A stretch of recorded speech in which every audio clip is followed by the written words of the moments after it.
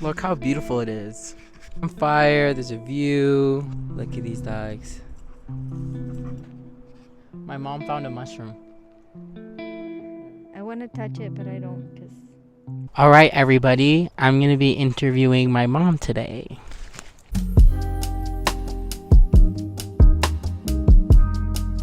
Just a lot of kids don't really talk to their parents very deeply. And I feel like it'd be fun to interview you. Question number 1. What is your happiest memory of us? Just me and you? Yeah, do one of me and you, and then do one of the family. Oh, okay. Me and you, it will have to be Cuba. Oh, look! When we went to Cuba, because I was planning on going by myself. And I was a little bit scared because I didn't know what to expect. I was okay, but I was a little bit insecure because I was going to go by myself. Mm-hmm. And then I remember you came back. I was leaving on a Monday, and you came back on a Friday or a Saturday from World of Dance. From World of Dance, yeah. You came back and you said, "So when are you leaving?" "I'm leaving on Monday." You're like, "I'm going with you." I'm like, "What?" And you spent all the money that you earned. Yeah. You spent your whole paycheck. You spent it buying the ticket, and it was a last minute thing, and I was so happy. It was so fun. And it was so fun. I think all the pictures, the good pictures that I have, is because of you. Like you were the one. I really be taking pictures of my mom. Mm-hmm. I really do. I love taking pictures of my mom. Yeah, and you like to have fun, kind of like the same way I like to have fun. Yeah, I feel like we get along in the sense of like we like to have fun. We're pretty outgoing. All good walking with you on the streets and taking dance classes and going to the beach. Everybody wanted to dance with my mom. My mom is so good at dancing, so every time we were like walking around, like all these men wanted to dance with my mom. It was really good. Well, I wanted to dance with them because they were professional dancers, and then I guess I followed them very well, and then they wanted to. I guess. Your happiest memory of the family? My happiest memory of the family is something I even dream about it. When you guys were little, sitting around. See, I'm gonna cry now. Sitting around the table, and I was making pancakes, and you're like, "Oh, me first, me first." Or like serving the milk, or you were just talking to each other and laughing or fighting, or just being kids. I think that's my favorite memory, the one that makes me the happiest, and I think that's why I still dream about it. It's like going to the past, time traveling to the past. It's a core memory for you, and I feel like that was even for us, like we loved every time you were cooking and you were like happy. I feel like those are the moments where we very expressed our love for each other, is through being crazy, through laughing, running around. Kids. What was your first motherhood memory that you had? Like when you were born, and just having you in my arms and looking at you feeding from me, and feeling your little fragile hands like against my chest, and I think it's like I'm feeding another human being, and it's like it's a connection. I'm producing inside my body something that is making you strong, that is helping you grow and develop. So it's a very strong connection, and it's, to me, it was the peak of motherhood. What was the first year of motherhood like for you? Like when you first had Omar, like how did you deal with that? How was that for you mentally, spiritually, emotionally? It was hard physically. I think it was hard. It was the extremes. It was the first time I was a mom. I was waiting to be a mom like my whole life.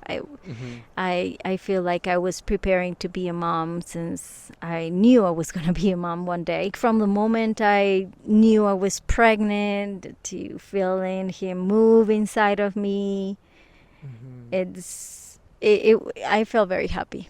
I was super happy, very excited to meet him face to face. And shout out to Omar. We love you. Yeah, we love you, Omar.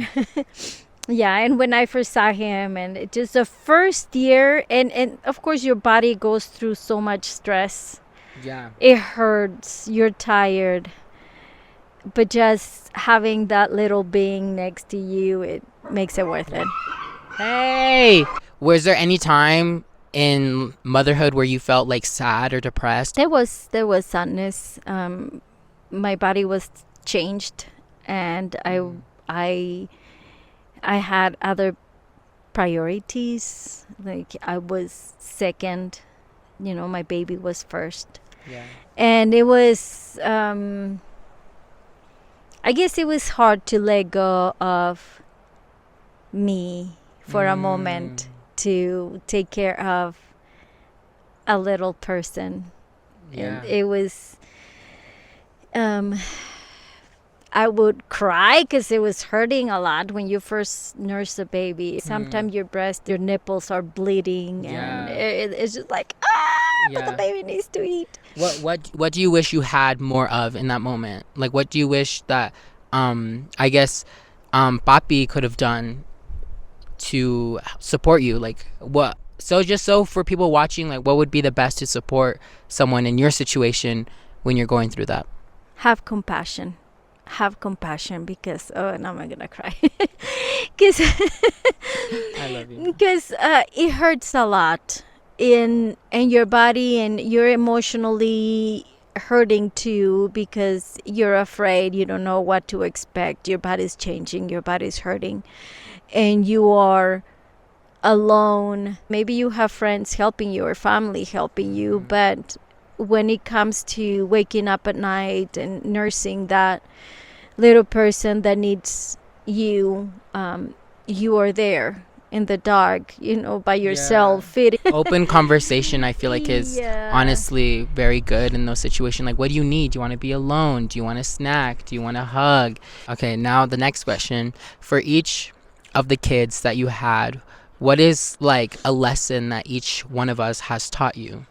Omar has taught me compassion. He went through so much from the moment he was. Oh, look at Kita. From the moment he was born, with his physical illnesses, and he went through so much. And Yeah. I was learning along with him, because he went through a lot. He was the first child. We did not have any experience. We were very young, growing with him, learning with him, and I love him. It was hard for me, for me, and for him, and for his dad. So Omar is all compassion, all compassion. Eli, patience. Oh my gosh, that kid. We love you. We love you, Eli. I remember being this pregnant, and he will take off his clothes at church and just run around naked around the block, and I'll be like running. And he's very patient. I notice that he is very calm and very. I hope that we both learn patience through his childhood.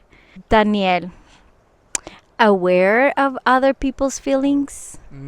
He was always worried about things, little things that I learned to understand with time, that what he worried about was important. He was a little kid, and sometimes as adults we think that, well, the little kids are going through life easily because we provide for them, right?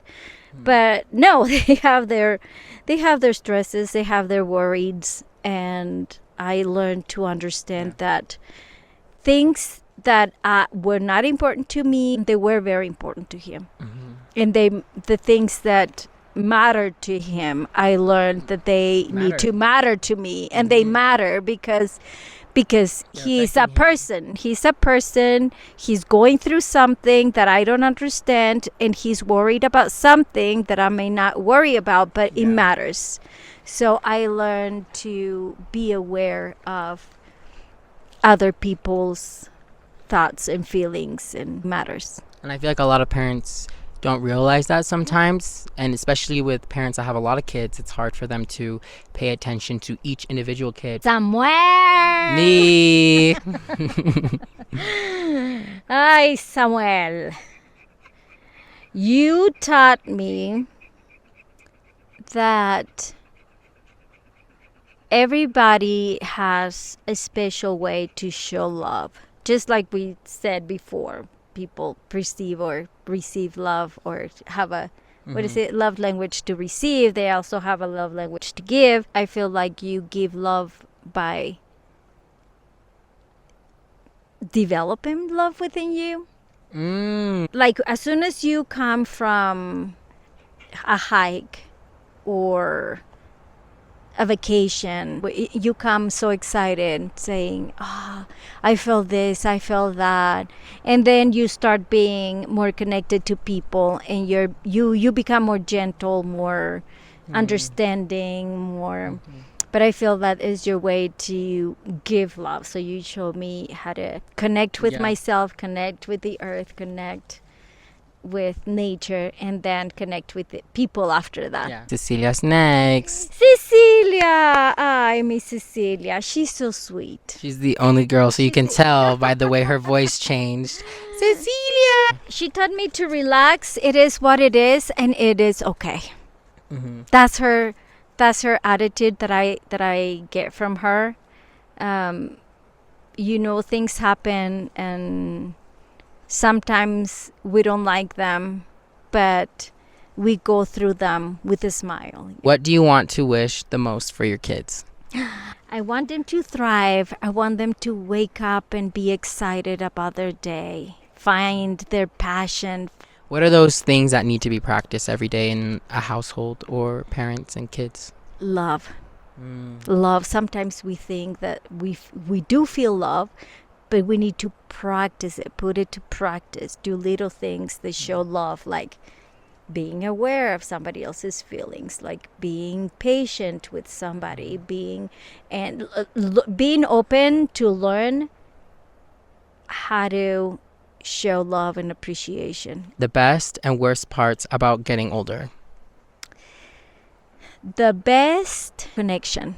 I think as you grow, you build this connection with a lot of things and different connections. You make different connections with a lot of issues, things, and making those connections help you understand, accept, let go, and enjoy. I think that the older I get, the more I enjoy life, because a lot of things that were superficial and were barriers for me to enjoy my day don't exist anymore. Like it doesn't matter. I love that anymore. Like it's all good, Living, loving, connecting is what matters. People matter more than things.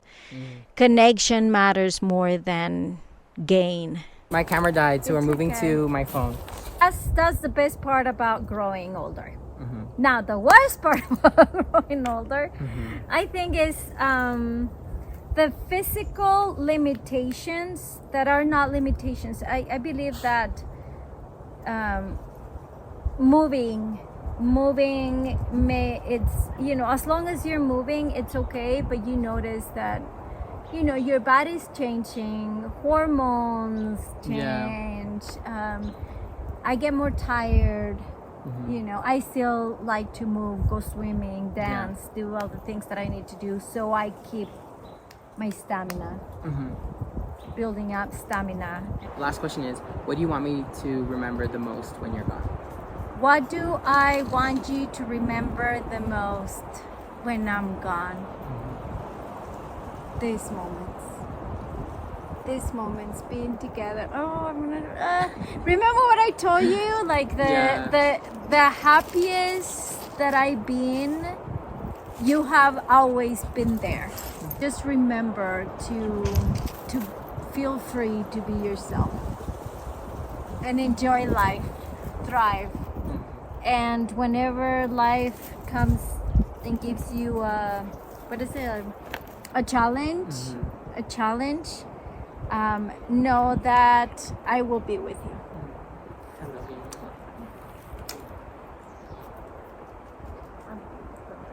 My mom is too connected to the universe. She'll show me through the sun, through the leaves, through the wind, through Kainoa. My mom will show me. Yeah, I wish it in many ways. Yes, that I will be with you. I will be with all my kids when they go through a hard time. Oh, Ma, look at this ladybug. Oh my gosh, and it's very dark. Look at this ladybug. It's huge. Let others have their own definition of what makes them free. Yes, and that made me also free.